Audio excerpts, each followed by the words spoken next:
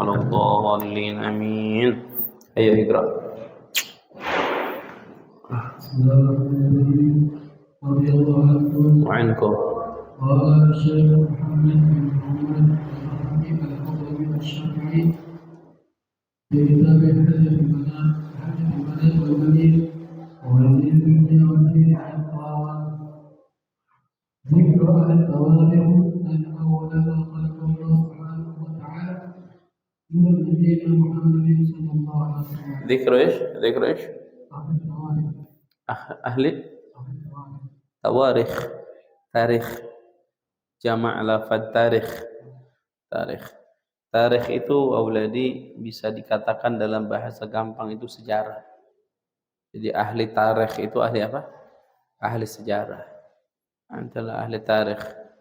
Terus أن أول ما خلق الله سبحانه وتعالى نور نبينا محمد صلى الله عليه وسلم من قبل أن يخلق آدم bimi'ati bimi'ati ada mi'ati. Masya Allah. Iya ulad, yang pertama Allah subhanahu wa ta'ala ciptakan itu Nabi Muhammad ya. Bahkan sebelum Allah menciptakan Nabi Adam, Allah subhanahu wa ta'ala telah menciptakan Nabi Muhammad. Bahkan dalam riwayat bimi'ati alfi'am, sebelum Nabi Adam diciptakan 100.000 tahun Nabi Muhammad sudah diciptakan. Kalau dalam itu apa? Awwalun nabiyyina fil khalqi kuntu awwalan nabiyyina fil khalqi wa akhirahum fil ba'ts. Nabi SAW katakan kuntu dari kalimat kana bertemu dengan ta khitab. Jadi apa? Kuntu awwalan nabiyyina fil khalqi. Adanya aku, kata Nabi, awalnya para nabi yang diciptakan. Tapi apa? Wa akhirahum fil ba'ts. Tapi paling akhir yang dia apa? Ba'ts. Bi'tsa bermakna utus. Alhamdulillah diutus. Kuntu awwalan nabiyyina fil khalqi wa akhirahum fil ba'ts. Diutus. Terus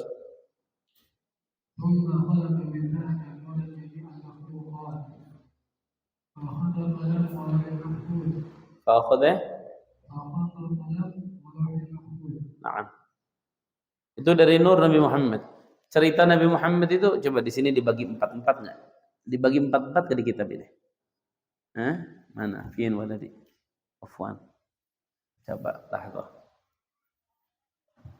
Ila yaumil 'arsh wa sallallahu ayat. Itu dibagi 4. Kalau di sini enggak sistem dibagi kalau di sini. Ini kitab apa ini? Hilyatul Banatul Bani. Tuh, kalau di sini tsumma khalaqa min dzalika nur jami'al makhluqat. Kemudian Allah ciptakan dari cahaya Nabi Muhammad semua makhluk. Fa khalaqal qalam, Allah menciptakan qalam wal lauhil mahfuz. Akhirnya Allah memerintahkan qalam untuk menulis fil lauh kullama huwa kainun ila yaumil qiyamah. Qalam itu pertama nyatet itu dia apa artinya ya? Catatan qalam. Mencatat itu yang pertama dicatat adalah la ilaha illallah Muhammadur Rasulullah. Itu yang pertama. Ya. Kemudian setelah itu Allah ciptakan apa? Arash, kursi, kemudian langit 7 lapis beserta isinya, matahari, rembulan, bentang, dan setiap yang ada di langit dari tentara malaikat yang tidak terhitung jumlahnya, kecuali hanya Allah yang bisa menghitung. Para malaikat membaca tasbih di waktu malam, siang, tidak merasa lemah, tidak maksiat mereka kepada Allah, mengerjakan apa yang diperintahkan, dan jumlahnya malaikat Jibril, Mikail, Israfil, Israil alaihissalam. Ya, kemudian Allah ciptakan bumi, gunung, lautan, pepohonan, jibal, bahar, semuanya tuh. Wa min jabal qaf ila qaf masiratu 500 'am, baina al-sama masiratu 500 'am. Wa kazama, masyaallah. Itu jarak dari bumi ke langit pertama itu 500 tahun perjalanan. Jarak dari langit pertama ke langit kedua 500 tahun perjalanan. Bayangin coba. Tapi ente alhamdulillah kalau ente adanya di pesantren. Dijaga sama Allah, tauhidnya benar. Tapi kalau anak-anak di luar yang nonton Sun Gokong itu, langit diacak-acak sama Sun Gokong. Hah? Itu jangan dianggap salah itu. Alhamdulillah sampai Sun Gokong itu bisa terbang apa ke langit pertama, ngacak-ngacak hujan. Itu semuanya bohong. Ngerusak punya akidah dan itu apa ya istilahnya sebuah hal yang bisa apa yang bisa merusak kalau katakan. Yang bisa merusak kepada akidah putra-putri kita.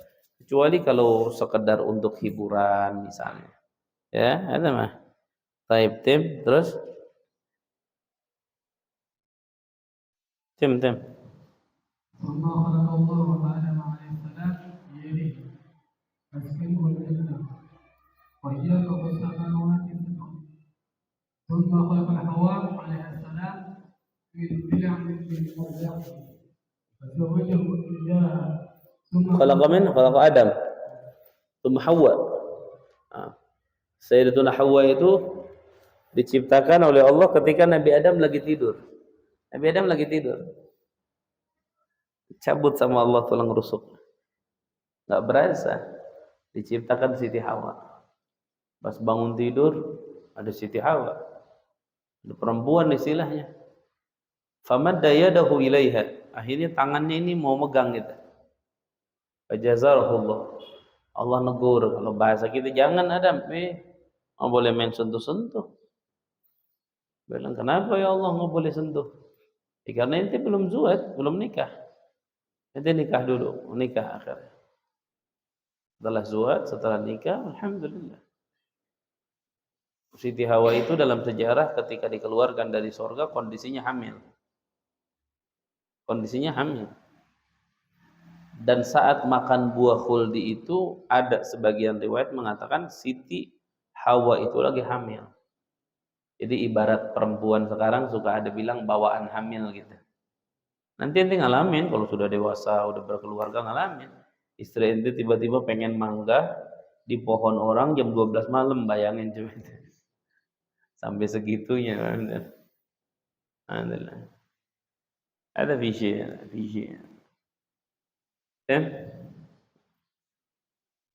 ثم أخرجهما إلى الأرض لما أغواهما إبليس لعنه الله وأخذ الشجرة التي نهاهما الله عنها نعم. ثم تاب عليهما وفرضاهما ثم لم يزل أولهما يتناسلون. Ya, setan itu iblis dan keturunannya itu ngegoda Nabi Adam. Akhirnya tergoda Siti Hawa. Jadi tahu nggak? Itu iblis dan keturunannya bakalan nggak berhenti ngegoda keturunan Adam. Ibaratnya ini musuh bebuyutan ini. Makanya Allah itu hanya menyatakan musuh kita itu adalah iblis. Makanya Allah katakan alam ahad ilaikum ya bani Adam alla ta'budush syaitan. Kenapa? Kenapa alla ta'budush syaitan? Innahu lakum aduwwun mubin. Innahu siapa?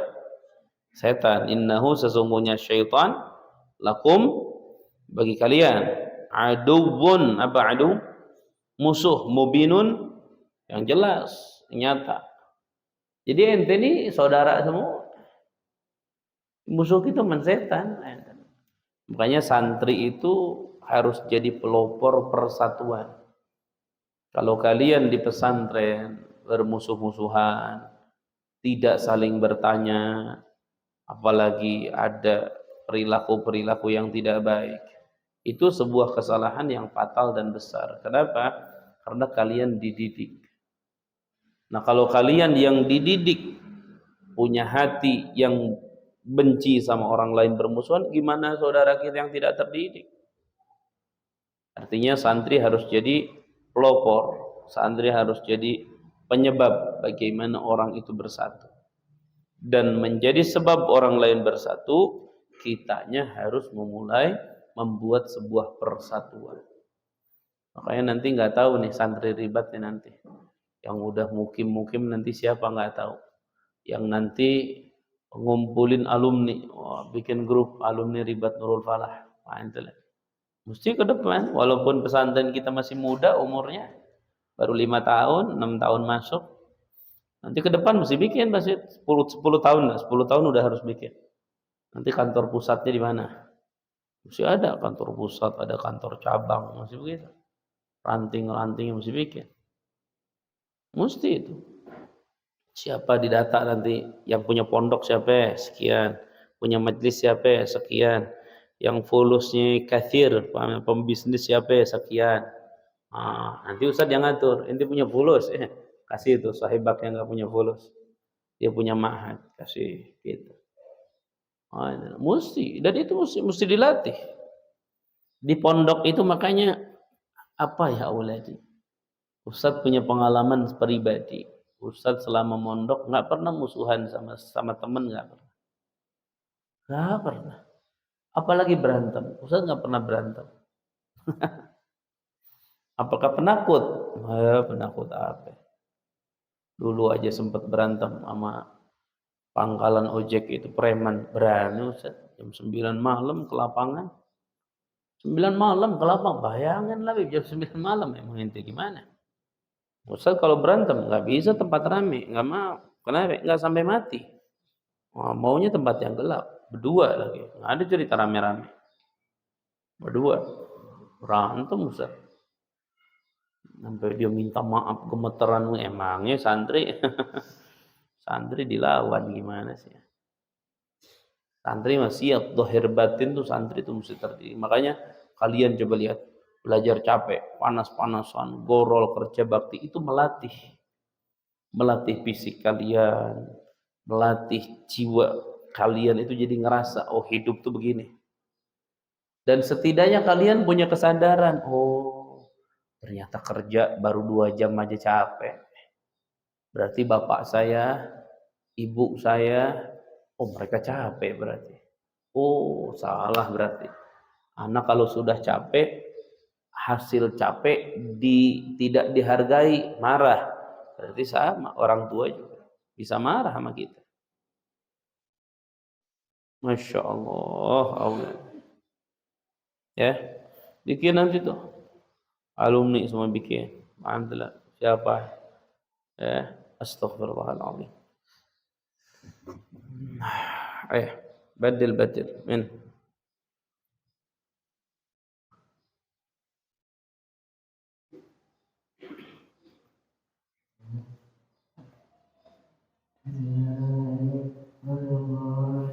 Anhum.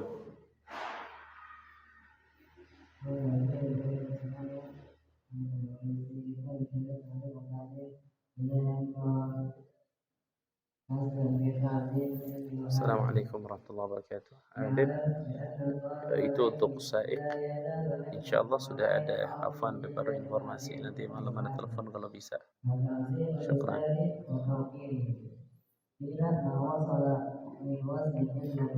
Ma wasala, man wasala, isim mausul jadi fa'il dari kalimat wasala, bukan min waslin.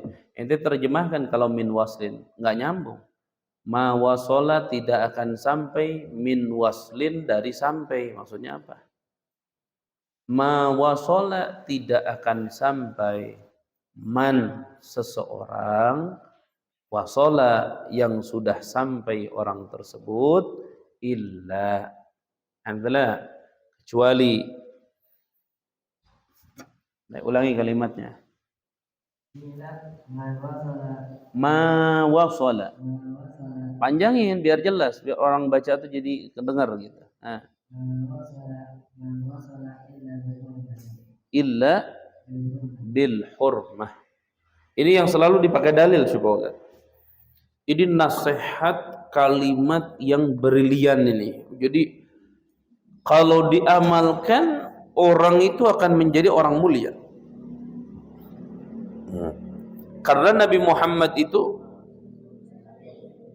mencontohkan kepada kita di dalam kesuksesan beliau di segala hal itu dengan apa? Dengan hurmah.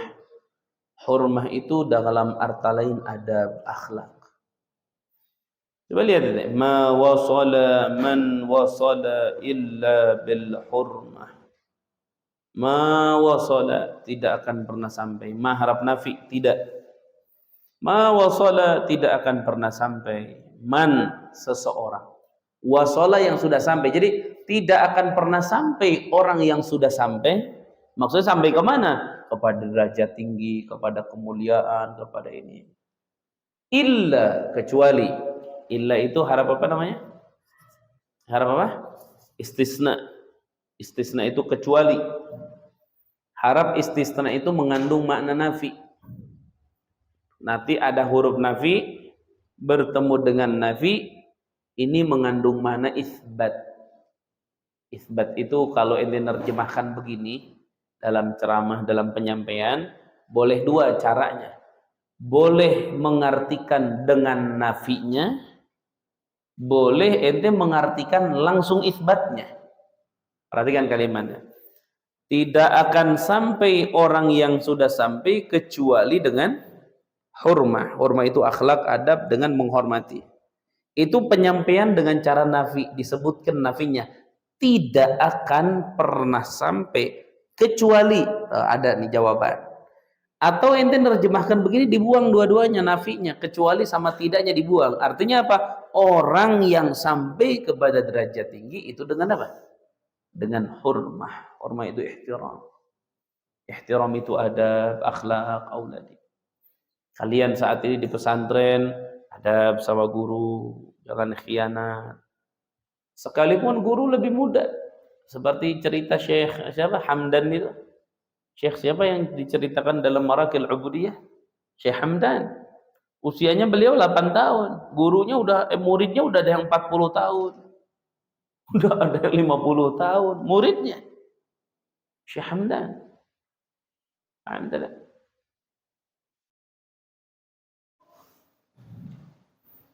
Nah itu Allah. Mereka ihtiram. Ketika kalian ada di rumah, ihtiram dengan orang tua. Bagaimana cara bicara, cara jalan, bagaimana cara salaman, minta cium dengan penghormatan. Itu udah. Ketika kalian dengan teman, sahabat, partner, gimana adabnya? Hurmah. Jadi ma wasala man wasala illa bil hurmah. Orang sampai kepada derajat tinggi itu dengan punya hurmah. Hurmah itu ihtiram, penghormatan, punya akhlak, punya adab. Makanya santri yang pintar ngajinya tapi tidak beradab itu akan kalah dengan yang bodoh tapi beradab. Itu.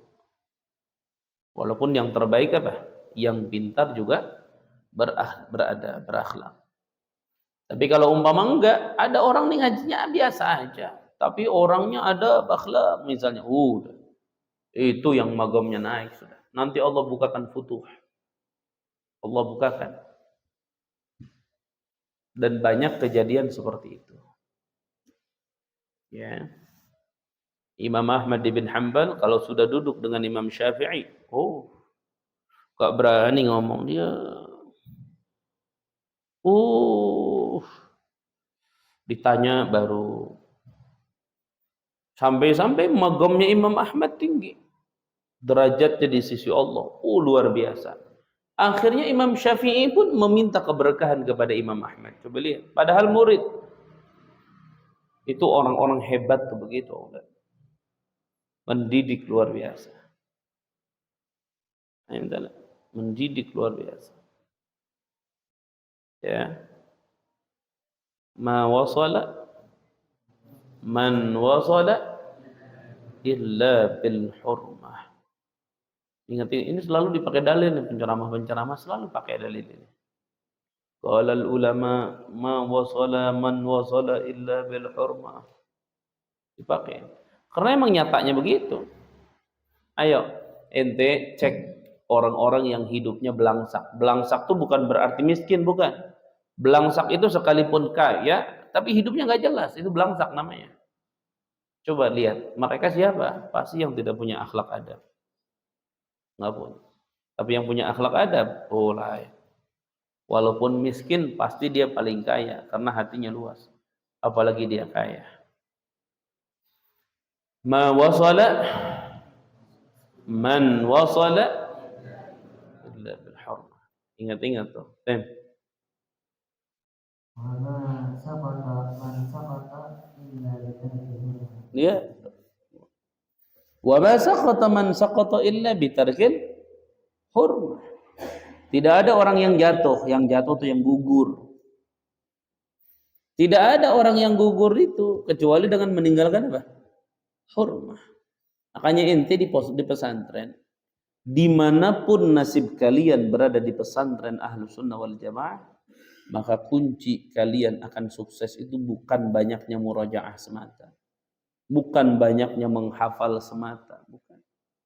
Tapi banyaknya kalian punya ihtiram, punya baik sangka, apalagi dibarengi dengan banyaknya ngaji, murajaah, mutolaah gitu. Hanya kayak Ustadz kan, kalian pasti dengar cerita orang-orang dulu tuh sampai sendal guru berebut, dikawal betul-betul guru itu, dijagain sendalnya, istilahnya sampai begitu.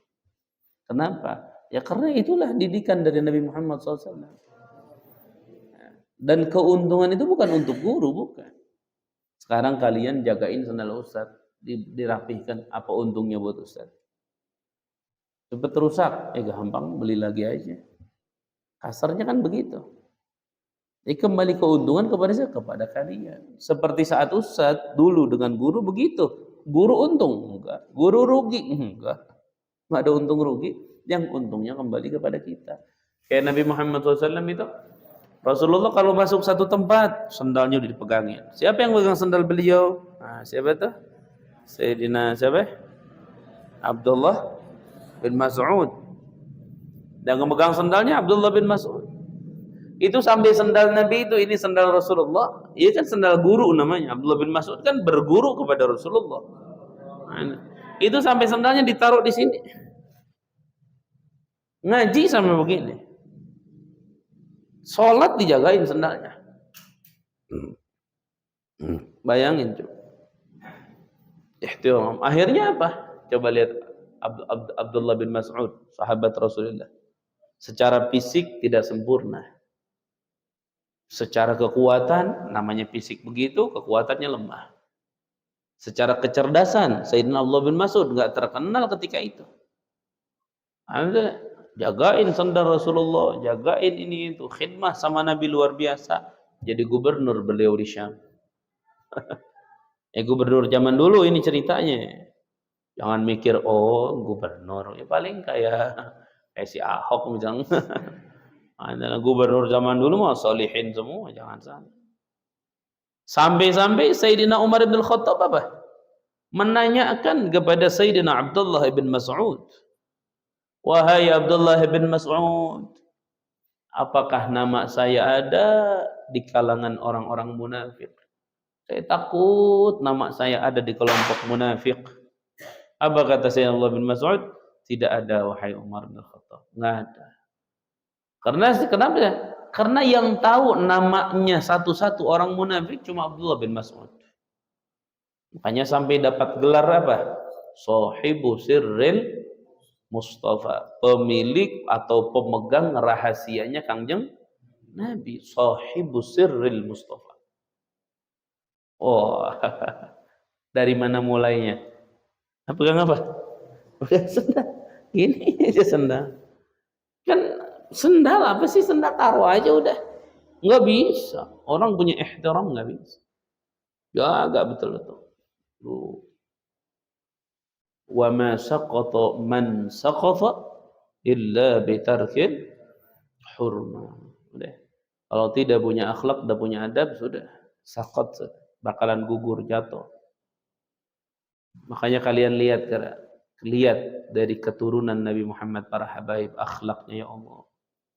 Adapun satu dua misalnya kalian melihat Ustaz tapi ada Habib kok sombong, itu satu dua kecil. Mungkin juga belum belajar. Habaib yang belajar tuh semua punya sifat tawadhu. Kenapa? Karena mereka langsung mendapatkan adab akhlak dari kakeknya Nabi Muhammad. Kalau ada habaib takabur, sombong misalnya, ini ngeremehin orang, ngehina orang, berarti belum mengambil warisannya Nabi Muhammad, yaitu akhlak. Ya, sama seperti umat Nabi Muhammad juga, ketika punya akhlak sudah naik makomnya, sudah tinggi, sudah derajatnya. Tapi kalau meninggalkan adab, sudah. Ya, makanya kalian masih di pesantren, di Ribat, ini tempat belajar. Jangan khianat.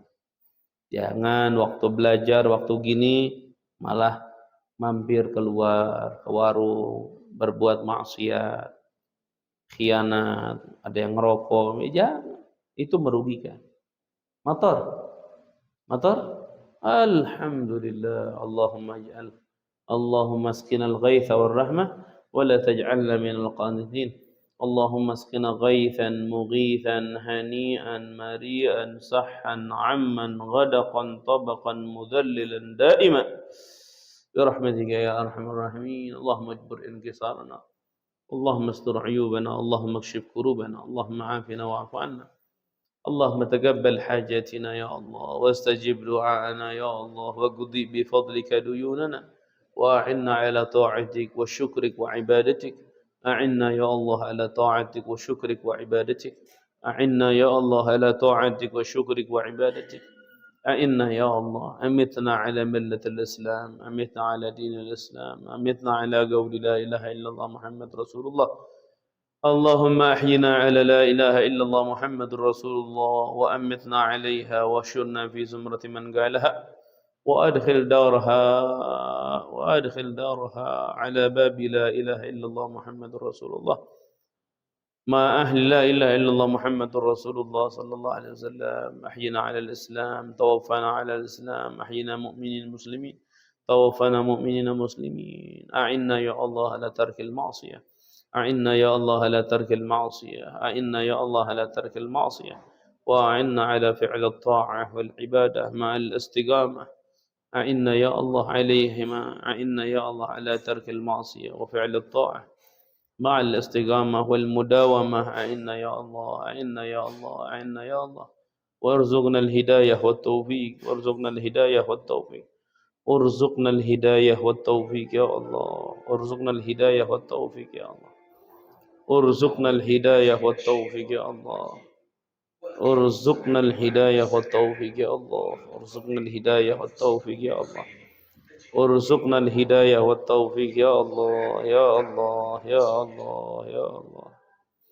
ارزقنا الهداية والتوفيق على فعل الطاعة وعلى ترك المعصية على أمر بالمعروف وعلى النهي بالمنكر أحينا يا الله على دين الإسلام أمتنا يا الله على دين الإسلام واحشرنا على ملة الإسلام الحمد لله رب العالمين بدل من بعده بسم الله الرحمن الرحيم رضي الله عنكم وعنكم قال الإمام الموزعي في كتابه الشفاء في تعريف حقوق المصطفى إلى أن قال عن عبد الله بن مسعود قال رسول الله صلى الله عليه وسلم ما منكم من أحد إلا وكل به قرينه من الجن وقرينه من الملائكة قالوا وإياك يا رسول الله قال وإياي ولكن الله تعالى أعانني عليه فأسلم زاد غيره عن منصور فلا يأمرني إلا بخير. Masya Allah. Manusia itu dikawal terus sama dua korin.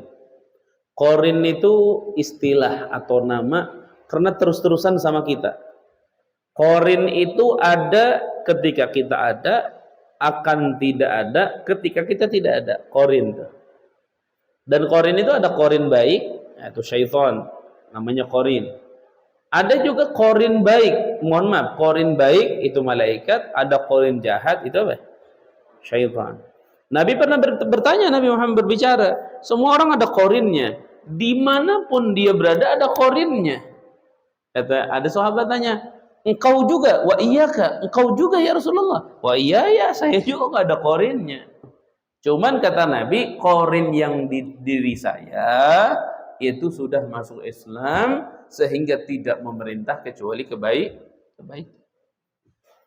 Makanya ketika itu kalau di film-film tuh suka di film itu dicontohin, tapi contohnya sayang jelek-jelek. Kadang ada orang tuh mau ngerjain sesuatu, di sini ada yang pakai baju putih ngomong, lakukan karena itu baik. Ada yang merah di sini, jangan digituin ini, ada giginya gitu, jangan. Nanti kamu miskin kalau sedekah. Kurang lebihnya model begitu. Cuma nyontoinnya yang ini putih, yang ini ada giginya gitu. Nah, ini lebay nyontoinnya. Cuman kurang lebihnya begitu. Makanya kalau ente mau nimbang ngelakuin sesuatu apa tidak, lihat mana yang paling ente malas ngejalaninnya, itu yang dipilih. Kenapa? Karena yang malas itu yang baiknya. Misalnya ente gini, rojaah apa enggak ya? Mana yang paling malas? Yang paling malas apa? Murojaah apa enggak? Murojaah, pilih yang paling malas.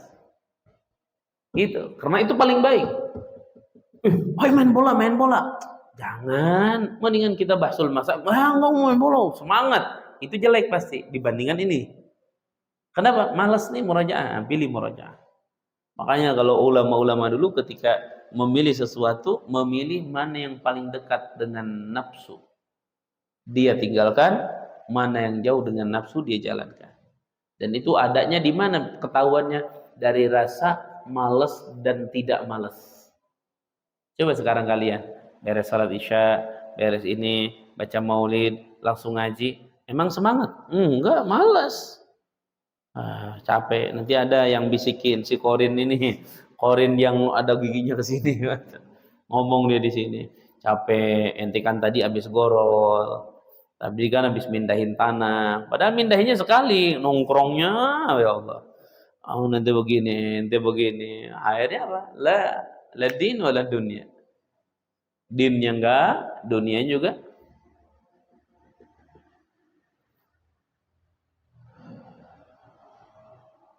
Atar. Mafi? Wujud. Insyaallah. Ay wallah alam bisawab. Ay adzan waladi. Al-an ya terjemah. Adzan waladi.